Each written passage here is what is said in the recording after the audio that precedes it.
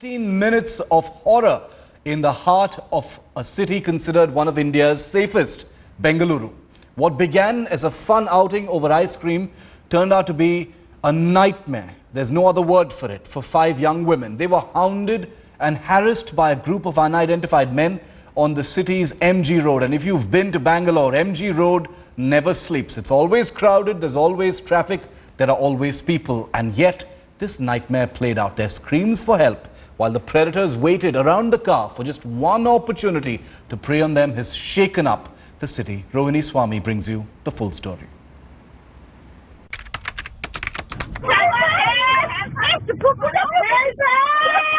The screams you hear is every woman's nightmare.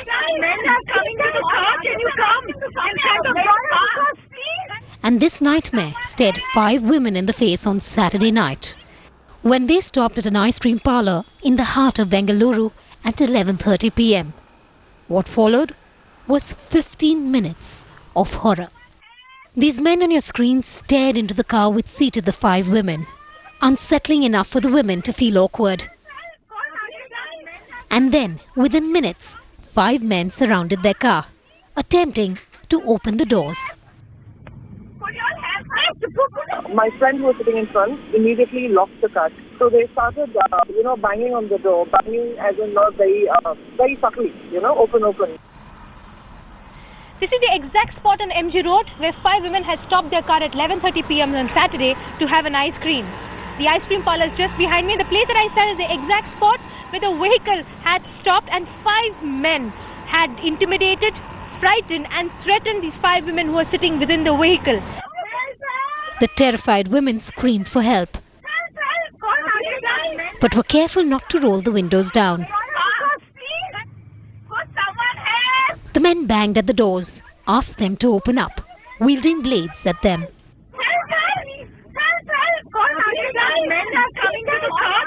But he did take out something from his pocket to threaten us. So I don't know if it was to threaten us or to, open the door.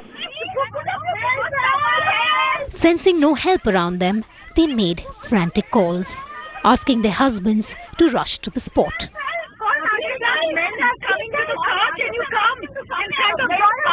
It was when a passerby stopped to inquire about their safety that the individuals in question quietly walked into darkness. From the report that we have got, we have registered a case under various sections of the Indian Penal Code, and we are investigating. But for those who've been through the scare, Bengaluru doesn't seem safe anymore. I don't feel safe anymore, and it's not the Bangalore that it used to be.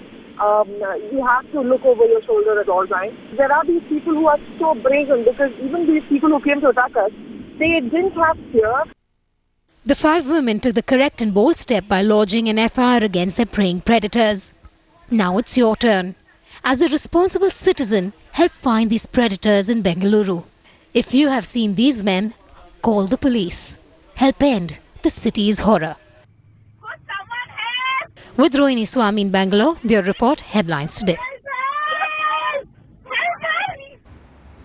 Well, the big political question now is, will Narendra Modi, India's Prime Minister, come face to face and meet with his Pakistani counterpart at the SAARC summit on the 26th and the 27th of this month in Kathmandu? Remember, Prime Minister Modi departs for Kathmandu tomorrow, and it's still a lingering question. I'm going to hand you over now for a special broadcast live from Kathmandu with Managing Editor Rahul Kamal. Good evening and a very warm welcome. You're watching a Headlines Today special broadcast being brought to you tonight from Kathmandu. There's a nip in the air, but the big question as we wait for the SAARC summit to get underway is whether there'll be a thaw in the ice that's frozen in the relationship between India and Pakistan. Once again, India and Pakistan and the cloud that hangs over the relationship, casting doubts over what SAARC can achieve. Should the Prime Ministers of India and Pakistan meet here in Kathmandu? Joining us is a very special panel here for the India Today Global Roundtable tomorrow. And you can watch the coverage all through the day on Headlines Today. I want to begin by introducing Meenakshi Lekhi, Member of Parliament of the Bharatiya Janata Party. Welcome. Good evening. Mani Shankar Iyer from the Congress Party. and a very special guest from Islamabad, Major Lathar Abbas, till recently the face of the Pakistani army, here now in his capacity as an expert and analyst. With me also is India Today's senior writer, Jyoti Malhotra. Welcome to all of you. I just want to start with a story that sets up where things stand right now, because the big question, much bigger than what comes out of the SAARC summit, is whether Nawaz Sharif and Prime Minister Narendra Modi will meet. As of now, Sartaj Aziz is saying that Nawaz Sharif is willing to meet Narendra Modi, but only if India asks for a meeting. The MEA tells us that Pakistan hasn't asked for a meeting, so there's unlikely to be a meeting. In such a situation, will the Prime Ministers of the two countries meet? My colleague Smita Sharma files this story. Prime Minister Narendra Modi lands in Kathmandu on Tuesday with a churn of speculation over whether he will meet his counterpart from Islamabad on the sidelines of the SAARC summit. India has already hinted at a possible meeting, and Foreign Secretary Sujata Singh has already met her Pakistan counterpart, Aizaz Ahmad Chaudhry, at the SAARC Standing Committee on Foreign Secretaries.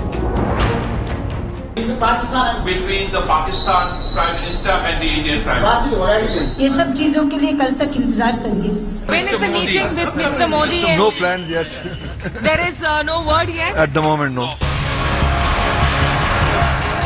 Even an informal meeting between Narendra Modi and Nawaz Sharif at SAARC will be a big deal, as Indo-Pak talks have remained suspended since August this year, with India pulling the plug after Pakistan's envoy Abdul Basit met separatist leaders ahead of the joint secretary-level talks. There were no talks between the two prime ministers on the sidelines of the UNGA summit in the US in September either. For a bilateral meeting between any two leaders, there has to be a lot of preparation, there has to be an agenda, there has to be clarity. And whenever an Indian and Pakistani leader meet, there is obviously a signal that is sent in the process. बातचीत होने तो बातचीत तो नहीं रुकनी चाहिए, लेकिन जिस तरह से पाकिस्तान की हरकतें आज भी शुरू है, तो हिंदुस्तान की जवान भी जवाब दे रहे हैं, लेकिन अगर वहाँ के जो प्रधानमंत्री हैं, उनसे हमारे प्रधानमंत्री अगर कड़े शब्दों में बात करेंगे, तो उसका स्वागत है.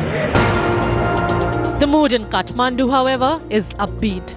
It is time we develop a coded relation between the countries of the SAARC, and India and Pakistan being the largest countries and large economies, they should take the lead. There will be no sari and shawl diplomacy between Narendra Modi and Nawaz Sharif here in Kathmandu. But the two leaders, of course, will be at the same SAARC multilateral forum, so a handshake is possible.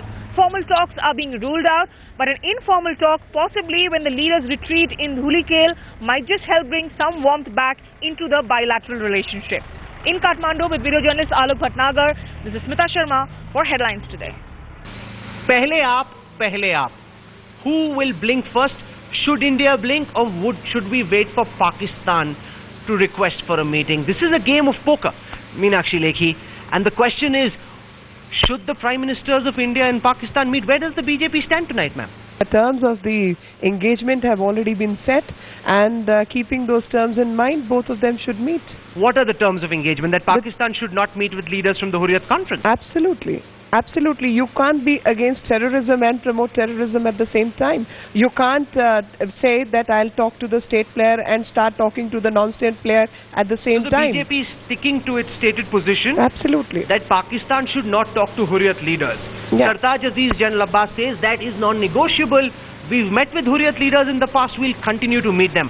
Does that mean that there is no possibility of a meeting between India and Pakistan here in Kathmandu, sir? Well, in my personal view, they should meet. But as far as this condition is concerned, that Pakistan should not be meeting Hurriyat leaders, I think this is unreasonable.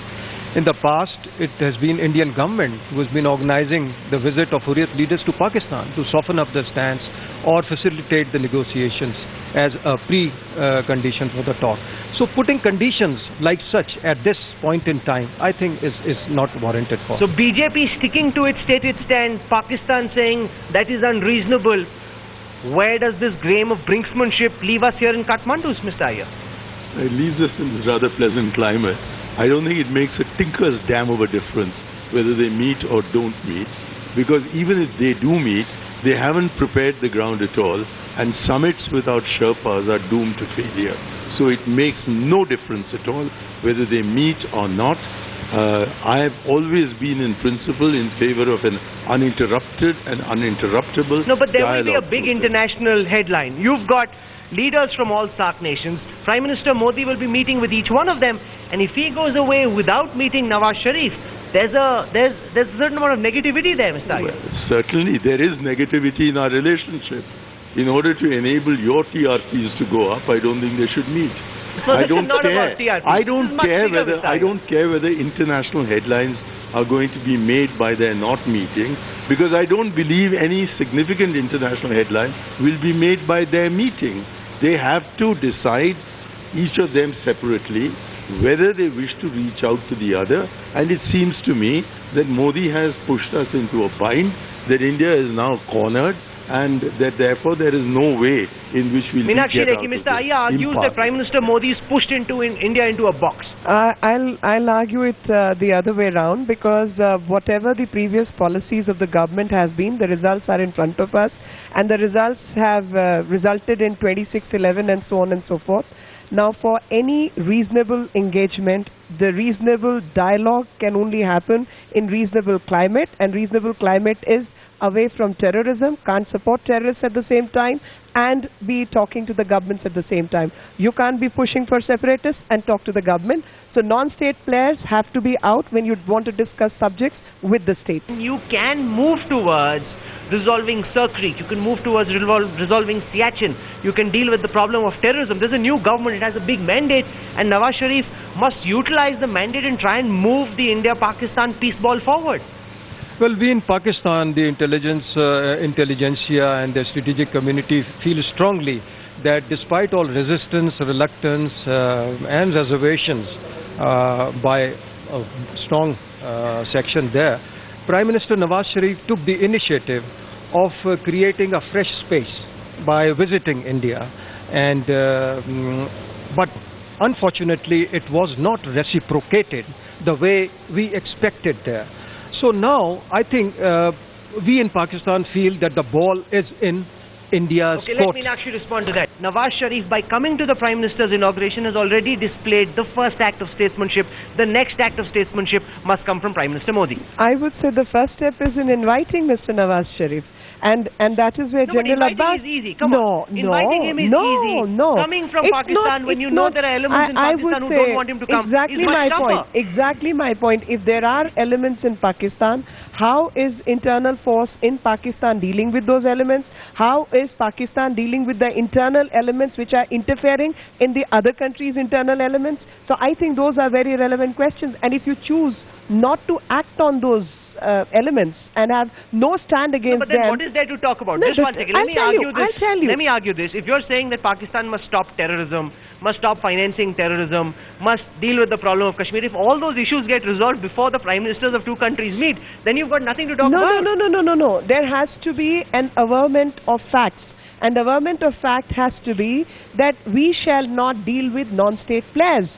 Just that averment, and then proceed So Hurriyat doesn't matter. You now shifted the goalpost. Hurriyat is non-state player. Hurriyat is not a state player. If you're talking to me, you can't be talking to people who are working against my I met Khurshid Kasuri interests. last night, Mr. Iyer's dear friend. He said, I met the Hurriyat leaders several times when I was foreign minister, both here in India and back in Pakistan. And when was that? And what is the result of that engagement?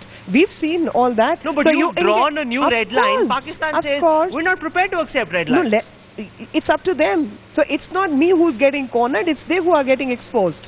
That you will continue to support terrorism and you will discuss uniting against terrorism. That cannot work. Is the BJP being unrealistic in its expectations, Mr. Iyer? Utterly unrealistic. Because everything that Meenakshi has been saying here was true on the 26th of May.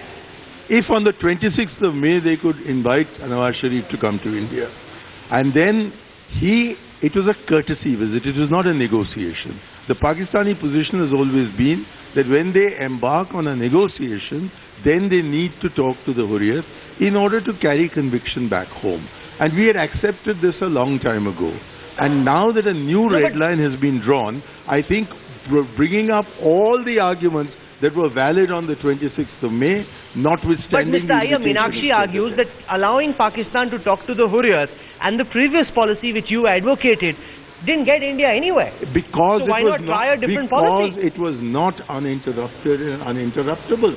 That is why I disagree with my own government, let alone disagreeing profoundly with her government.